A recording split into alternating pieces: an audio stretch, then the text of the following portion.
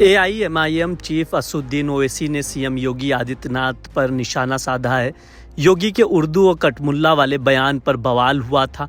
अब ओवैसी ने निशाना साधते हुए कहा कि यूपी के सीएम ने उर्दू को कटमुल्लों और मौलवियों की भाषा कहा था।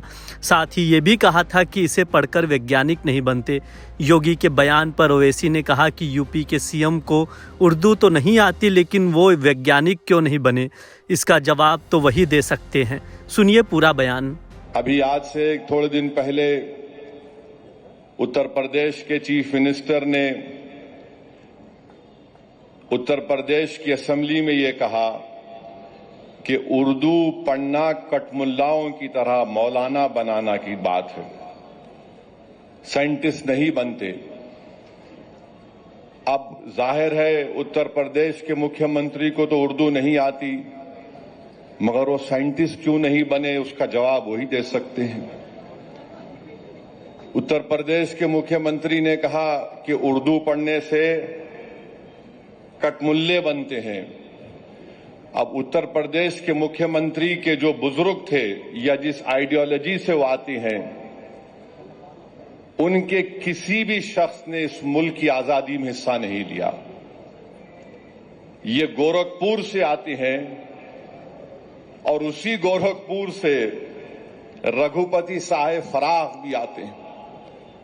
फराख गोरखपुरी उर्दू का एक बहुत बड़ा शायर था, मुसलमान नहीं था। अगर शायद असेंबली में कोई उठ के बोल देता मुख्यमंत्री को, तो मुख्यमंत्री बोलते नहीं नहीं, उन्हें भी कटमुल्ला है। तो ये इनकी ये इंटेलेक्चुअल कैपेसिटी है इनकी। फराख गोरखपुरी गोरखपुर के शायर थे, उर्दू के बहुत बड़े शायर थे। अब मेरे अजीज दोस्तों और बुजुर्गों, जिसके जहन और दिल पर गहन लग चुका है, तो दुनिया की कोई रोशनी उसके सर पे नहीं पहुंच सकती। फराख गोरखपुरी का शेर क्या है सुनिए, ये बीजेपी आरएसएस वालों को बता रहा हूं, जो उर्दू बोलने वालों को कटमुल्ला कहते हैं। फराख गोरखपुरी ने कहा था, सरजमीन हिंद पर अक़वाम आलम के फराख, सरजमीन हिंद पर अक़वाम आलम के फराख, काफिले बसते गए हिंदुस्तान बनता गया।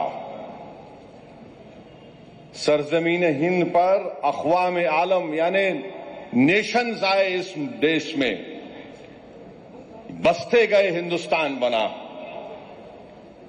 अब ये जो आर्ग्यूमेंट इनका आरएसएस का है कि नहीं ये बाहर से आए, तुम भी बाहर से आए। जितने आर्यंस है बाहर से आए, अगर ओरिजिनल है तो द्रविडियन और ट्राइबल लोग हैं। फराख गोरखपुरी ने सच्चाई को बयान कर दिया। अब इनको नफरत इतनी उर्दू से है कि इनको शायद ये भी नहीं मालूम होगा कि हसरत मोहानी ने कलकत्ता में